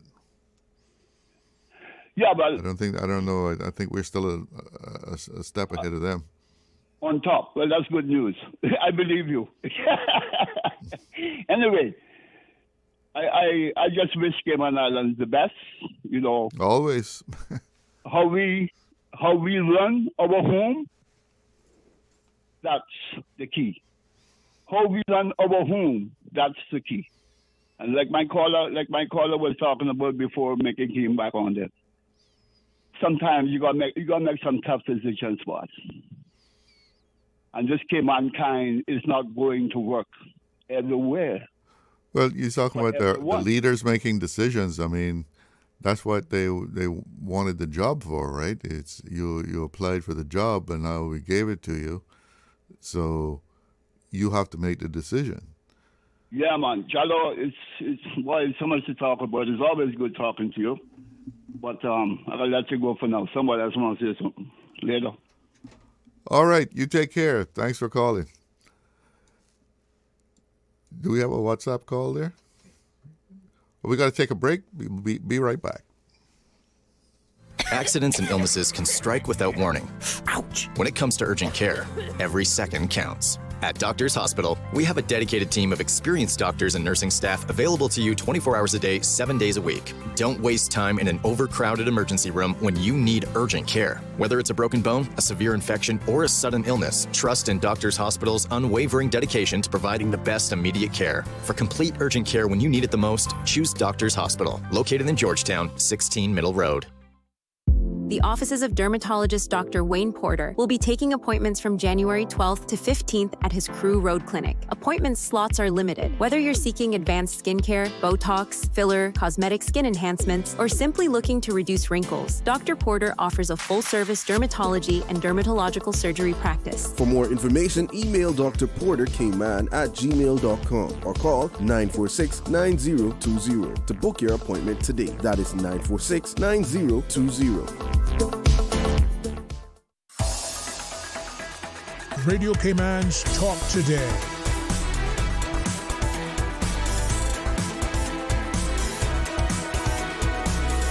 What is on your mind, Cayman? Welcome back. We're down to about our last 14 minutes or so of the show. We have one call on there. Good afternoon. You're on the air. Hello, you're on the air. Yeah, you're on the air. Yeah, concerning Cayman heritage. Uh-huh. Yeah, a lot has changed in Cayman. Oh yeah. It has nothing to do with our heritage. Things such as carnival, the LGBT, and now we're having people that have different religions come into our countries and building churches. And all these things are not a part of our heritage. Well, you know, we allow these people to come in they have a different religion. I mean, we have freedom of religion here. So, yeah, that. are you saying you're not saying that we shouldn't allow them to build their temple if they want to? Is that what you're saying? No, what I'm saying is, when people come into our country, yeah, and we raised up as a Christian community, mm-hmm. believing in the truth. When you have people coming into our country and preaching other religions, that is not the truth. But what about freedom of religion? People, excuse me? What about freedom of religion? Is it freedom of religion just for the Christian faith? That freedom of religion is a bunch of foolishness that come from England and America. Oh well. That's why I would like, if we had stayed independent and did as our forefathers did and stuck to the Christian religion. How could we have stayed independent? We were never independent. We were never independent. No, but what our forefathers believed in, Christianity, and you know this, Charlo, you know this. So I'm not talking to somebody that just born yesterday. Indeed. And the first thing you can do, a young child, is preach them false religions and lead them astray with false religions, that they will be filled with confusion and fear. Well, just as you are free to, practice your Christian religion, should someone not be free to practice their Judaism? No, we're not supposed to allow these people to come into our country and do as they please, Charlo. This is why I try and tell you, I hear you talking about courage and will and all kind of stuff. When they don't have the courage and the will to stand up for what is right, look like. Because we believe in freedom of religion. So you think now these LGBT parades that I see them having now, with children walking up and down on the road, following them with flags, that is a part of our heritage? I think we have always had gay people in Cayman. That did not just recently appear yesterday or last year. I asked you if these there've always been gay people in Cayman. I asked you, is these parades a part of our heritage? Why is it happening today?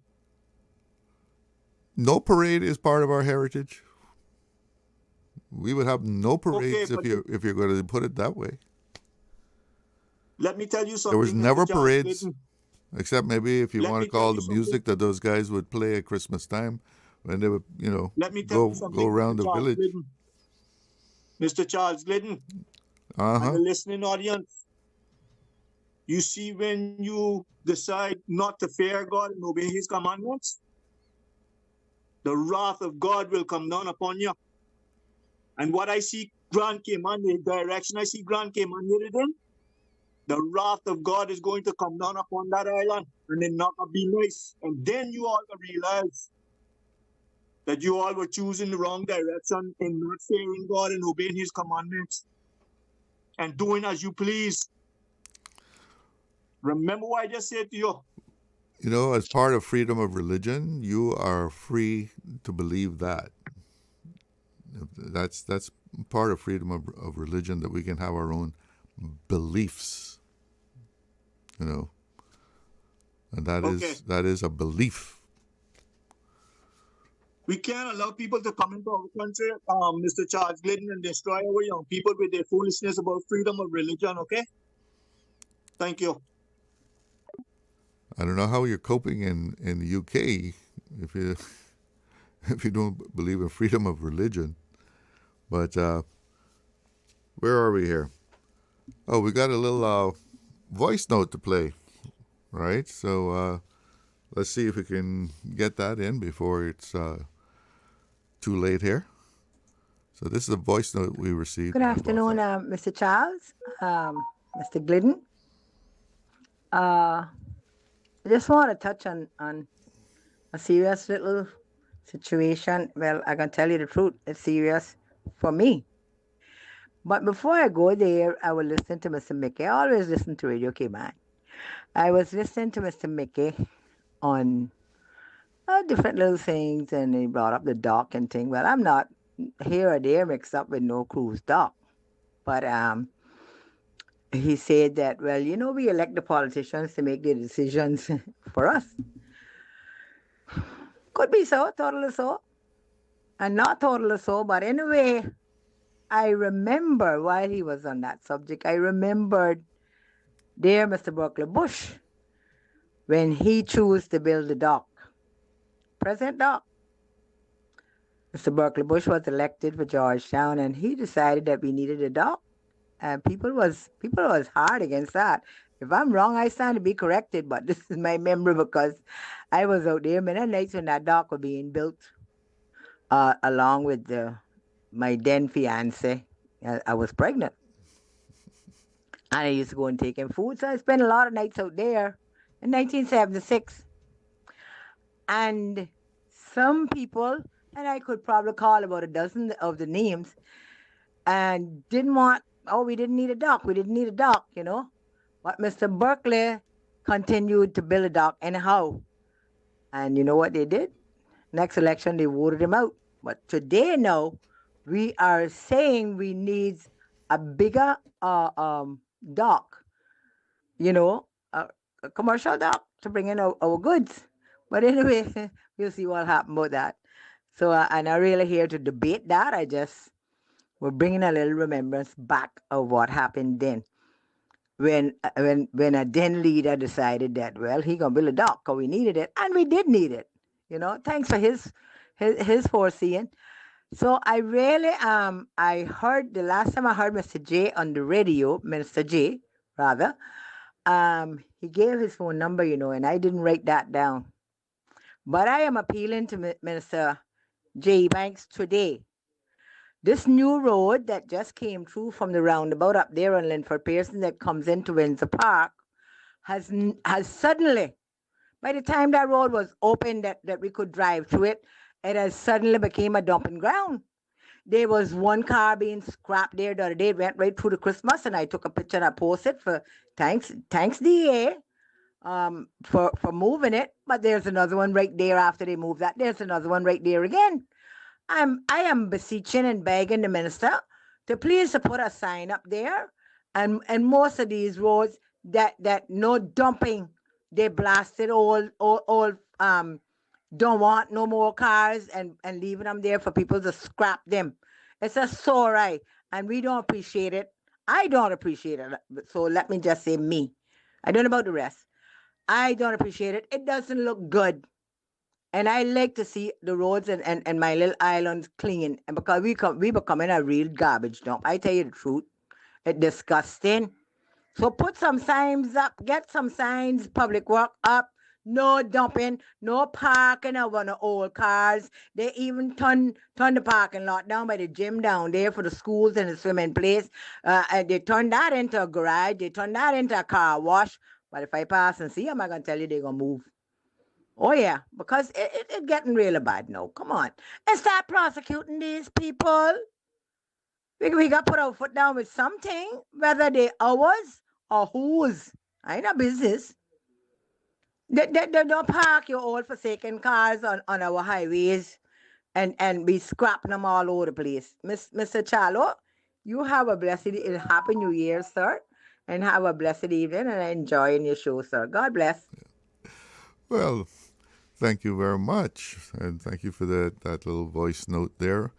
And yeah, that's a terrible thing when people just leave their cars, to be cannibalized. People just come and scrap them. I mean, what are they thinking? Just abandoning their car in a neighborhood like that. And I'm sure you're not the only one that's annoyed by it.